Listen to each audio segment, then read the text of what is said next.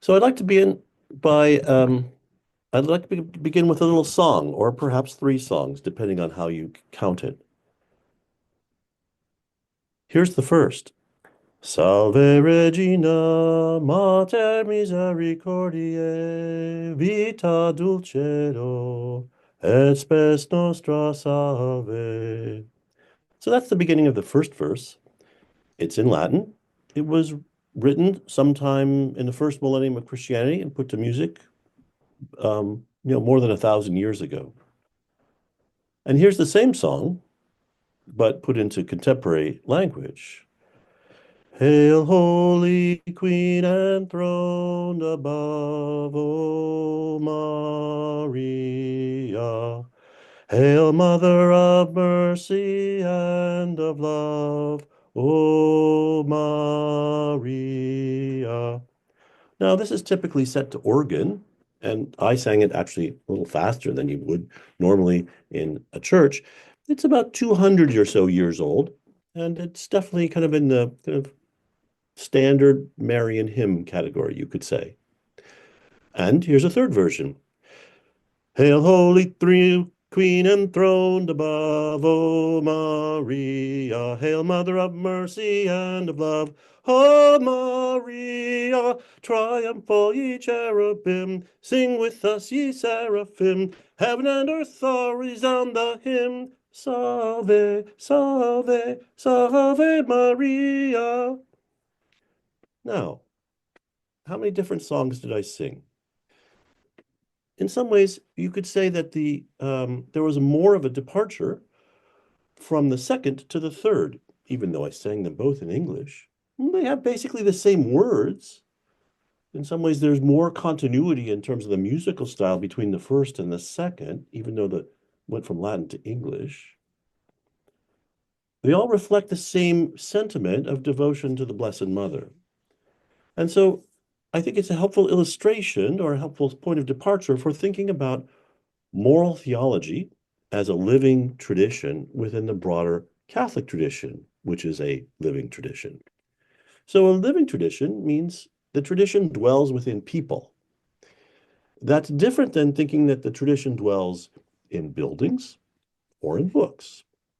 And I think that's really, another helpful point of departure for thinking about what a living tradition is, where it comes from, and how it changes through time.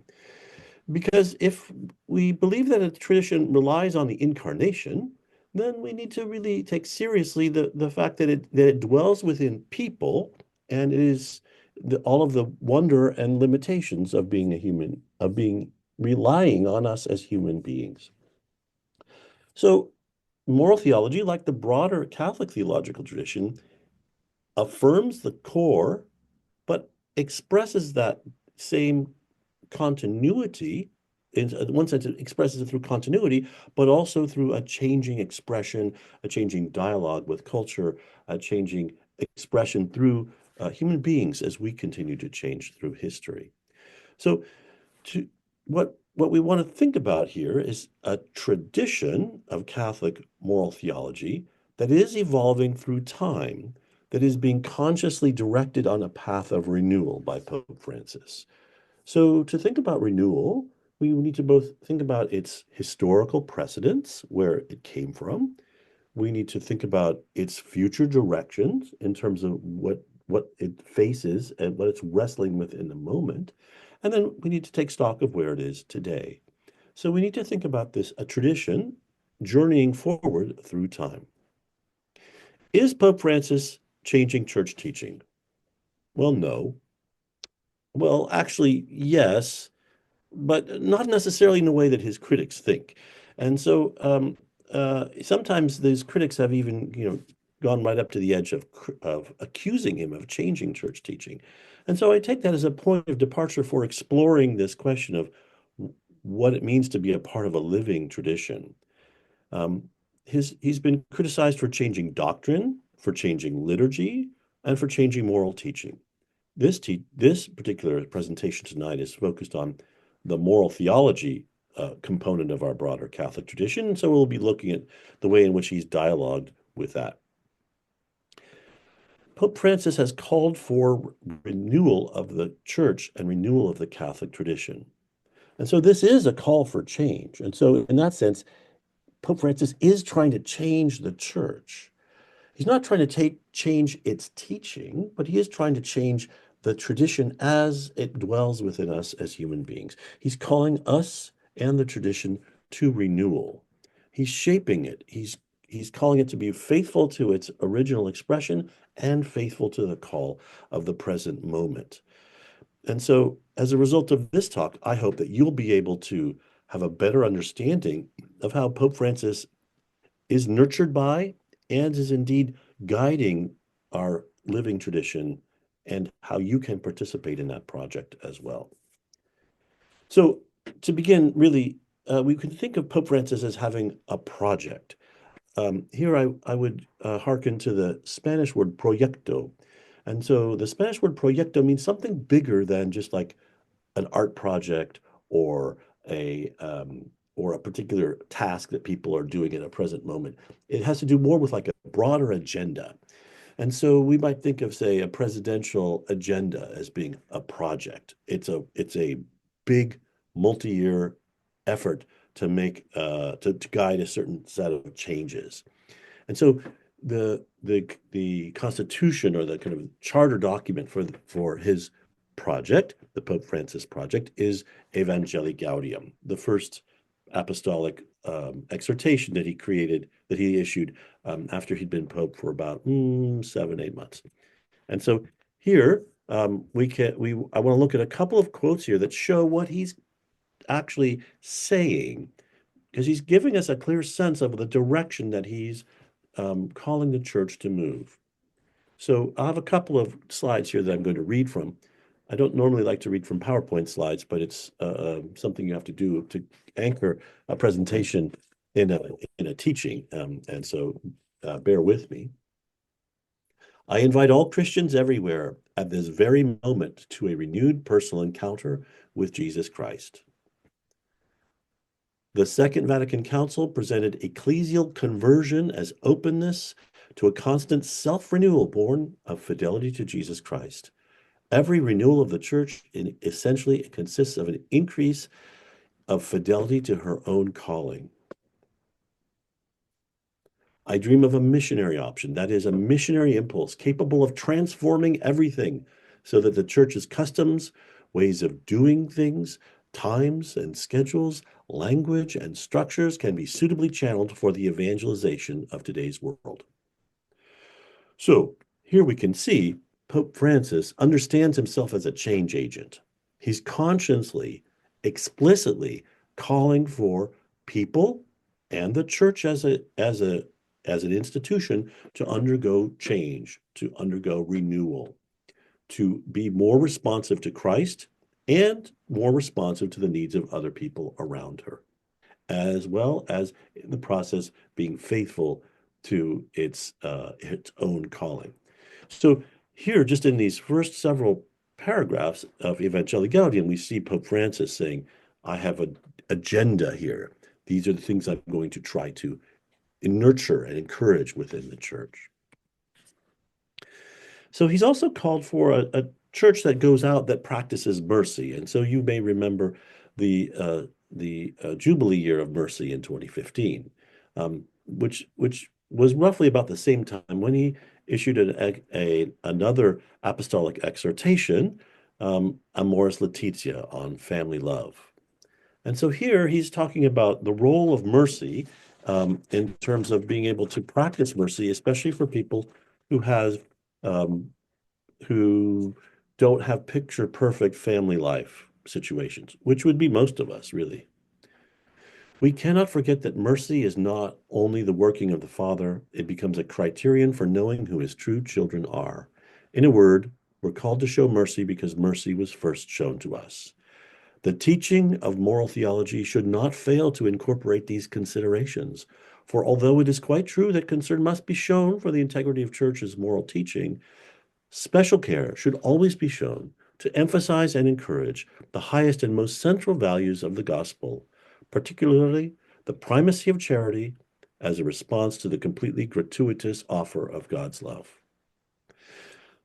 So I think this is a nice quote because it kind of conveys how Pope Francis is trying to affirm the integrity of the church's traditional, longstanding moral teaching, but to bring it into dialogue with a practice that's based on charity, on mercy, on gratuitousness, on care for the people in front of us. So this is really this is, I think, an example of how he's both affirming moral theology and connecting it to pastoral practice, which I think it tells us something about how he sees the value of moral theology. It is to be put into practice of the service of the people of God and in service of the missionary evangelization goals of the church. He's also very concerned, as you can see in this next slide, that that that mercy is more important than judgment. Here, for this reason, a pastor cannot feel that it is simply enough to apply moral laws to those living in irregular situations as if they were stones to throw at people's lives. This would bespeak the closed heart of one used to hiding behind the church's teachings, sitting on the chair of Moses and judging at times with superiority and superficiality difficult cases and wounded families. So I think this is this also, I think, demonstrates how he's not trying to change church teaching per se, but he is trying to help the church engage it in the pastoral care of the people that are in need. So this, to me, reflects his background as a pastor, as being a pastor of a church that was dedicated to serving the poor. When he was in Buenos Aires, he was the archbishop and then cardinal of a church of 15 million people. So that would be like kind of like being archbishop and cardinal of the LA Archdiocese, Orange Diocese, and San Diego Diocese all put together. So it was a big area, lots of people, very well organized for pastoral outreach, especially to the poor. And so that pastoral sensibility comes forward because he was involved in leading parishes and dioceses, which gives him an understanding of how moral theology needs to be thought of not in isolation, but in connection to pastoral practice. Okay, so is Pope Francis the first person to change Catholic to change moral theology? No, of course not. To update it and to accompany moral theology as it goes through a renewal process. No, no, not at all. So here. Let me say a few things about moral theology, and then we'll talk about a little bit about how it's went through some stages of evolution through time before Pope Francis became Pope. So, what is moral theology? Moral theology guides us to live faithful lives as disciples of Jesus Christ and to help us make good choices in our lives and help us to accompany others as they make good choices to be able to live the teachings of the gospel. Moral theology is in some sense a blend of theology, understanding who God is and how God works in the world, and it's applied through ethics. So ethics here would be a broad way of thinking about right and wrong, living a good life, and making good decisions in service of moral values. So, in this sense, living a good life doesn't mean like the financial good life, like striking it rich. It's not the prosperity gospel. It's really how we live in a way that's consistent with the teachings of Jesus Christ, and to be living as missionary disciples. We could say that moral theology helps us live lives of integrity. Integrity being what we say about ourselves is how we live, as opposed to saying one thing and living another way, which would be hypocrisy. And that would be, that's not something Jesus had any tolerance for. So moral theology is really grounded in the fact that we as human beings are created in the image of God, in God's own likeness. And that is how dignity is conferred to us. And so this is really like rooted in the Genesis account of creation and who we are as human beings. And with that as a starting point, we can begin to understand, or we can properly situate ourselves in terms of making making decisions about our lives and being able to discern how to live a good life in light of who we are made in the image of God. Sin, of course, interferes with that, blocks our relationship with God, and so repentance from that and healing from that, reconciliation, is important. But it, but our human dignity is not lost by sin. It's perhaps clouded or stained, but cease to become we don't cease being good people as a result of sins. God's image and likeness is still in us, even though we also carry sin.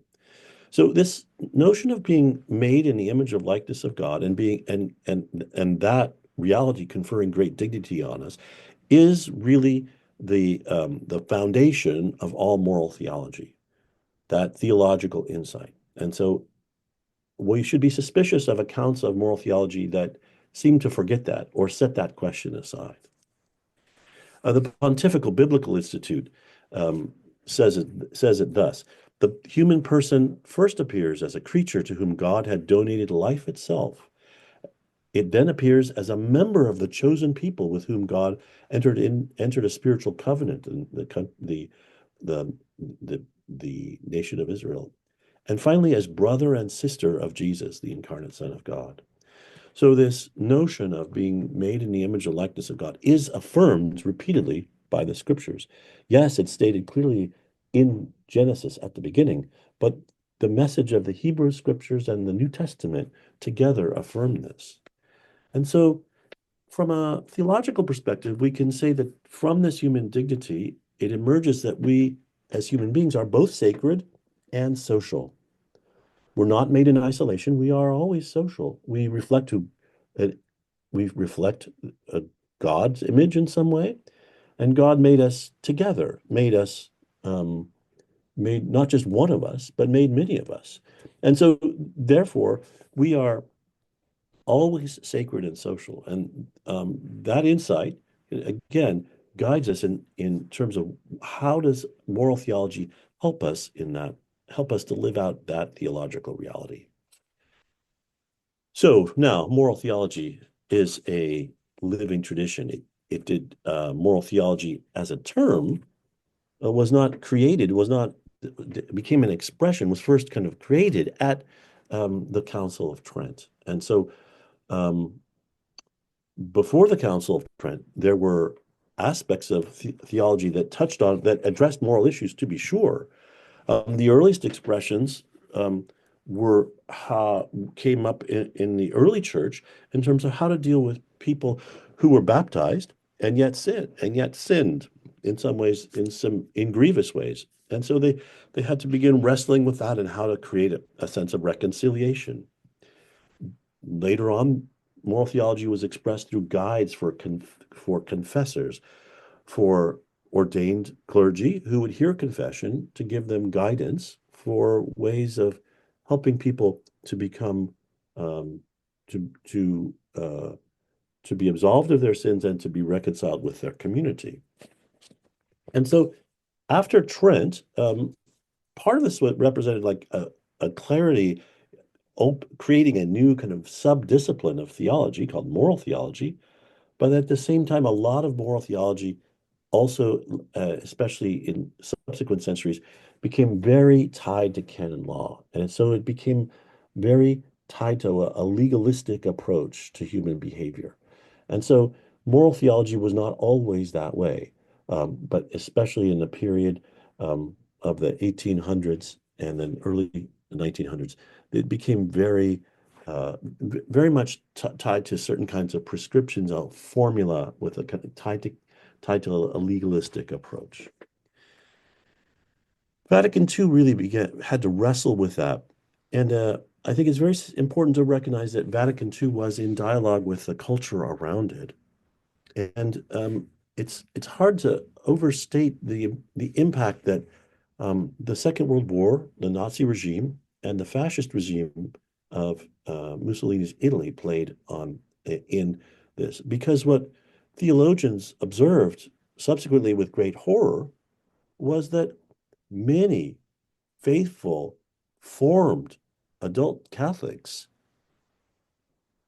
would go to church and then participate in these murderous regimes, which killed millions of people. And there was no sense that this was morally problematic among them.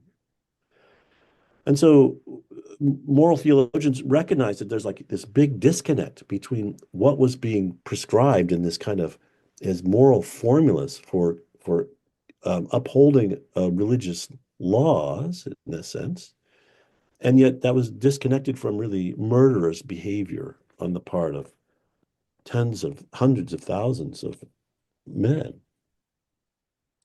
And so this was part of what people wrestled with. They wrestled with the way in which uh, people people had been dehumanized.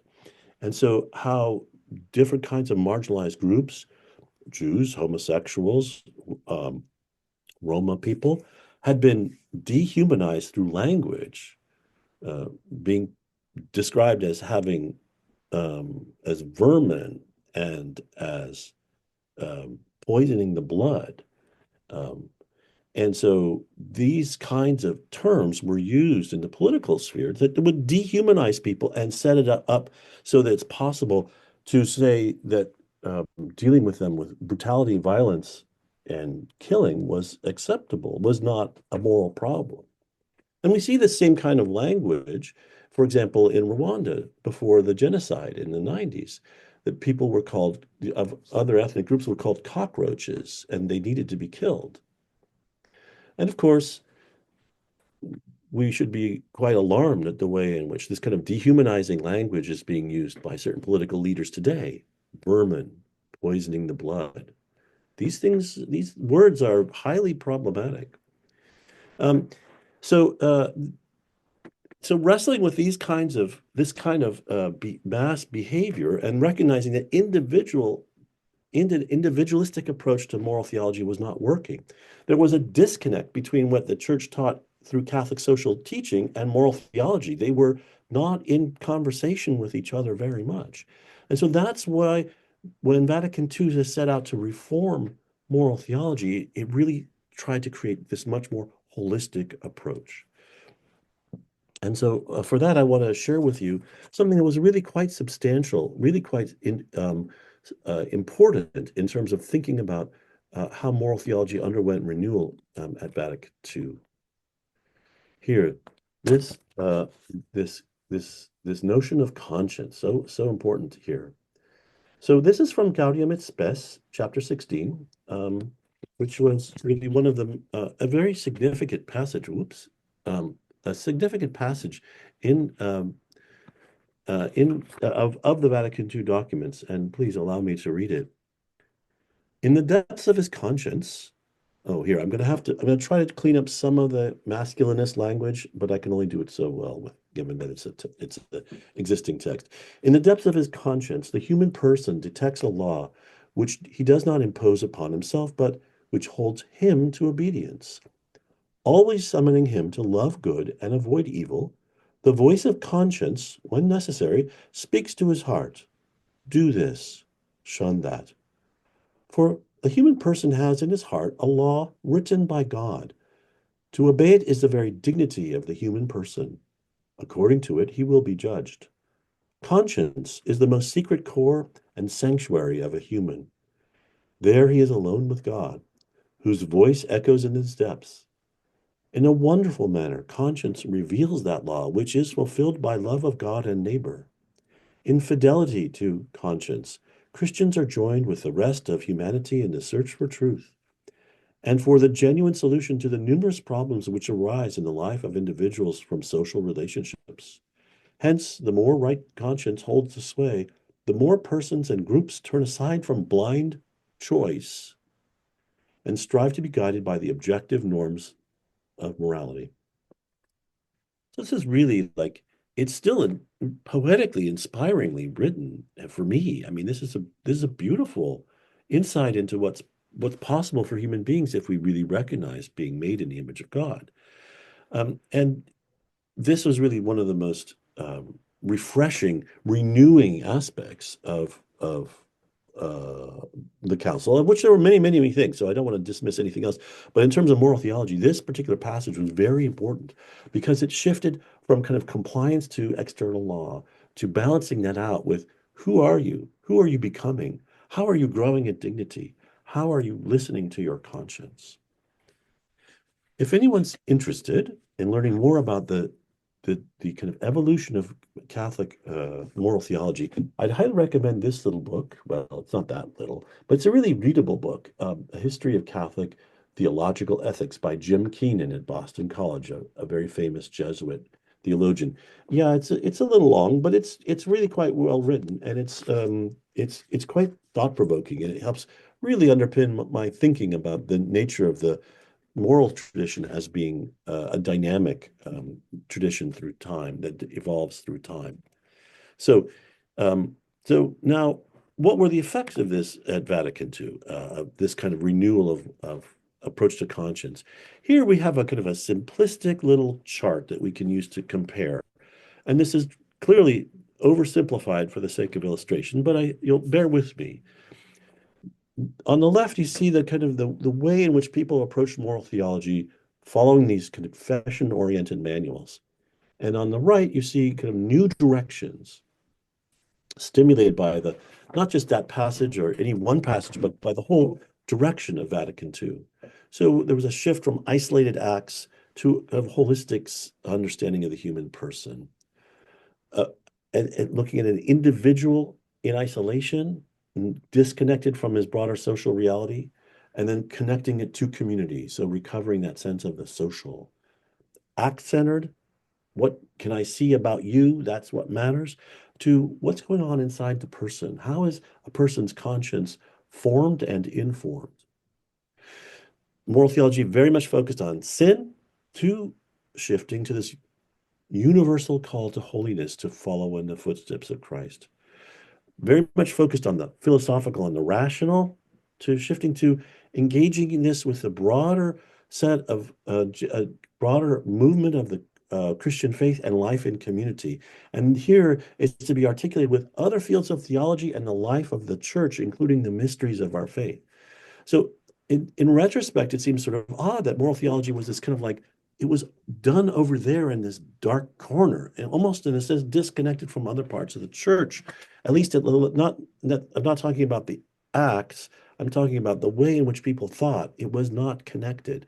And so part of what moral theology went through a renewal was to connect it to the broad sense of what our faith, the mysteries of our faith were teaching us about how to live in the world.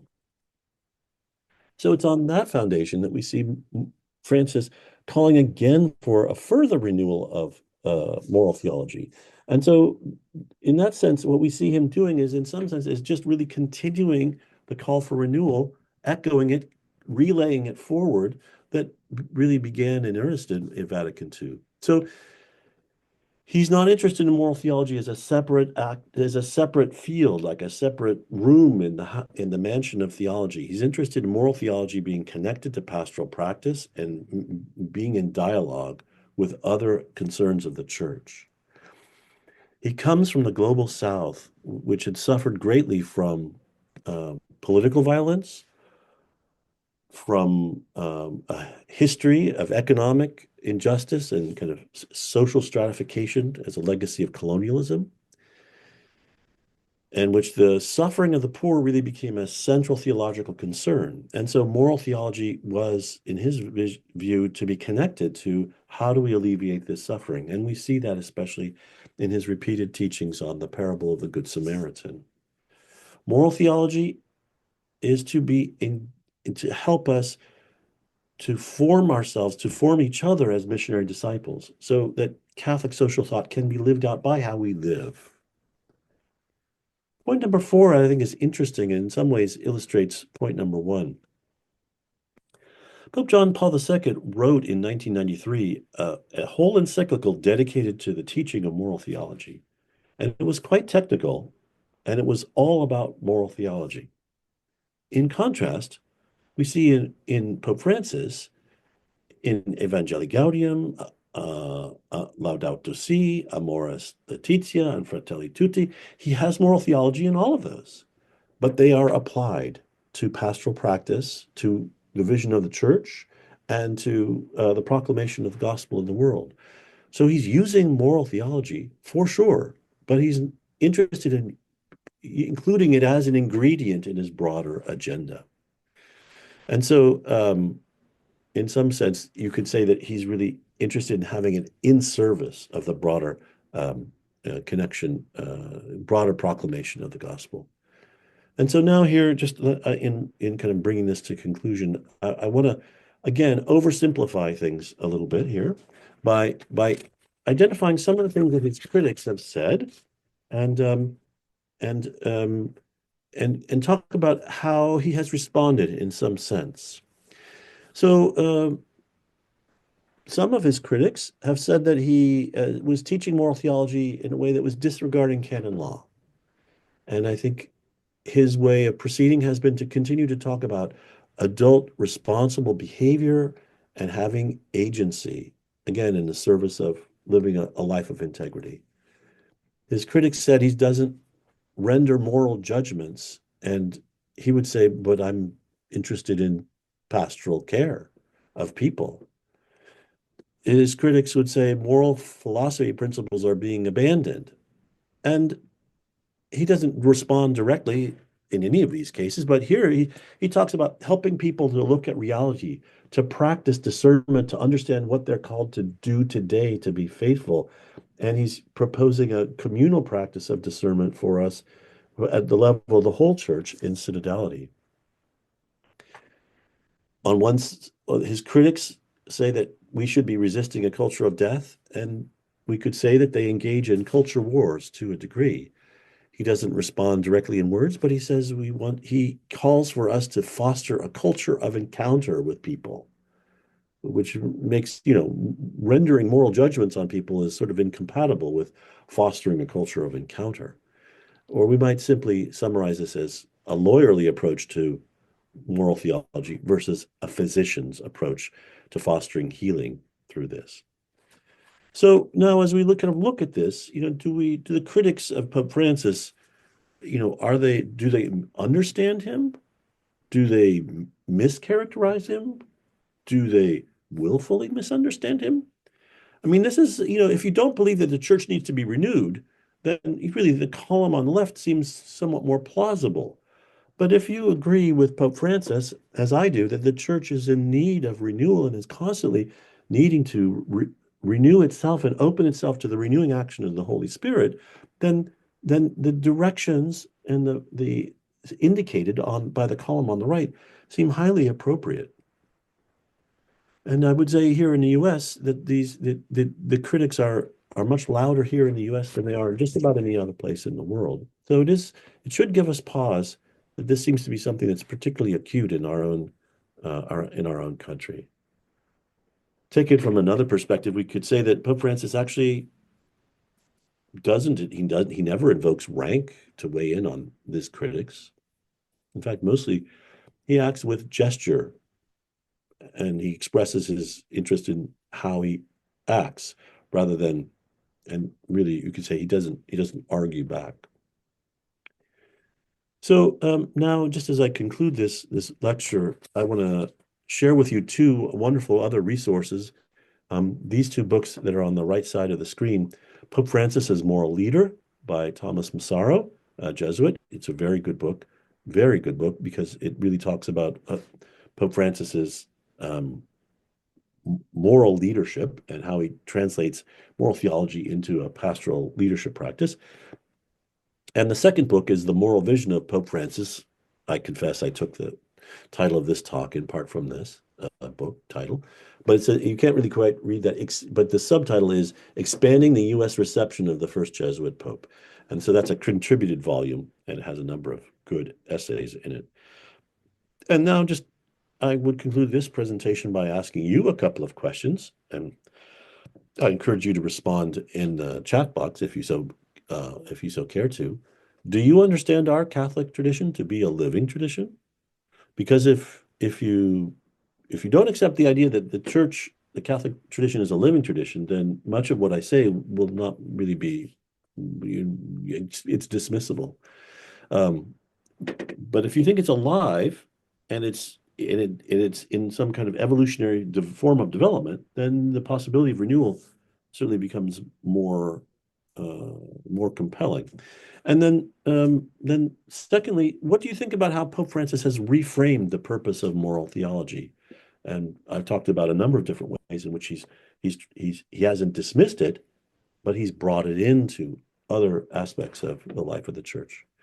Okay.